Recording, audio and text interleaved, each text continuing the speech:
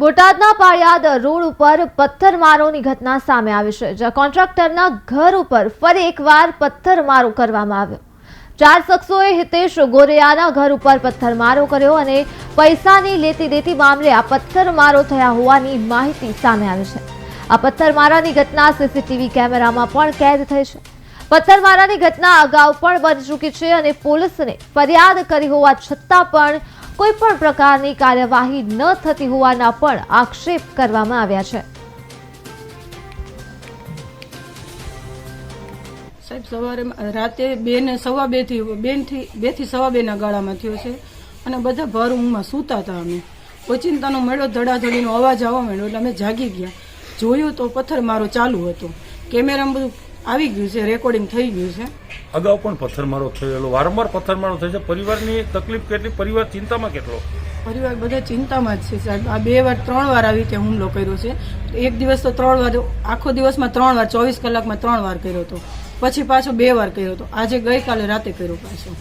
બેન, તમારા હસબન્ડ કન્સ્ટ્રક્શનનું કરે છે, ઘરની બહાર હોય, ઘરમાં આવે ત્યારે તકલીફ, બહાર તકલીફ, એક મહિલા તરીકે કેટલા ભયના માહોલમાં જીવો? મહિલા તરીકે સાહેબ હવે આખો દિવસ ભયમાં જ રહેવાનું, કારણ કે એમ થાય કે જેન્ટ્સ ઘરમાં આવી ગયા તો શાંતિ થાય, જાય ત્યાં સુધી તો ચિંતા ને ચિંતા રહે, ક્યારે પાછા આવશે, ક્યારે પાછા આવે, પણ જેન્ટ્સને તો કાંઈ ન કહીએ કાંઈ આપણે। બેન, વારંવાર પોલીસ ફરિયાદ થઈ જાય, પોલીસ આવે છે સ્થળ ઉપર તપાસ કરવા, કામગીરી કરે છે કોઈ? પોલીસ આવે છે, આવીને જોઈને જતી રહે છે, કોઈને પકડતા નથી। પકડે તો એકને પકડે, 4 ની ફરિયાદ કરી હતી અમે 4 માંથી એકને પકડ્યો હતો, અત્યારે જામીન ઉપર છૂટી ગયો છે। કાલે તો ભયજનક રાત્રે 2 વાગ્યે સાહેબ એકદમ સવા 2 પથ્થરમારો, પાઇપ અને કેમેરા તોડી નાખ્યા અને અમારા ઘરના બધા કાચ તોડી નાખ્યા અને સૂતા હતા પલંગ ઉપર પથ્થર આવ્યો। જાગીને જોયું તો કેમેરા બધા તૂટેલા હતા અને 4 જણા અમારા ઘર ઉપર હુમલો કરતા હતા। અગાઉ પણ ઘટના ઘટેલી, ક્યારે ઘટેલી?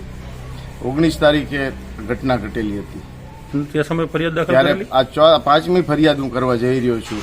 6 અરજી પોલીસ સ્ટેશનમાં આપી છે, એસપીને રૂબરૂ મળ્યો છું, ડીવાયએસપીને રૂબરૂ મળ્યો છું, છતાં કોઈ આના પ્રતિઘાત પડતા નથી અને આ લોકોને 1 જણાની ધરપકડ કરી હતી। મેં 4 લોકોની ફરિયાદ લખાવેલી છે અને જામીન ઉપર એને છોડી દીધો। કાલે ફરી અને 4 જણાએ મારા ઘર ઉપર હુમલો કર્યો છે। એના સીસીટીવી ફૂટેજ મારી પાસે બધા રેડી છે, પોલીસ માગે ત્યારે હું આપવા તૈયાર છું। હિતેશભાઈ, ગઈ વખતે ફરિયાદ દાખલ કરી ત્યારબાદ પોલીસનું સ્ટેટમેન્ટ હતું કે પૈસાની લેતી દેતીના કારણે હુમલો, હકીકત શું છે?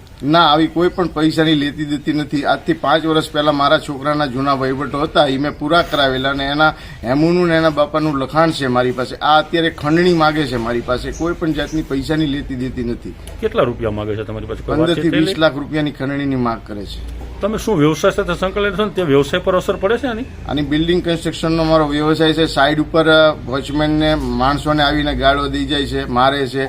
પછી મારે જો કોઈ પાર્ટીનું કામ ચાલતું હોય તો એ પાર્ટીને ફોન કરીને કહે છે કે તમે ત્યાં આવે તમે અમને ફોન કરીને જણાવજો। તો શું અપેક્ષા, શું પોલીસ કામગીરી પાસે? અમારે ઘરમાં ફેમિલીમાં રક્ષણની જરૂર છે અત્યારે તાત્કાલિક ધોરણે, અને અમારી જાનમાલની રક્ષા થાય, નહીં તો અમારે ઘરમાંથી કોઈ પણ વસ્તુ, કોઈ પણ ઉપર હુમલો થશે તો આના માટે જવાબદાર પોલીસ રહેશે।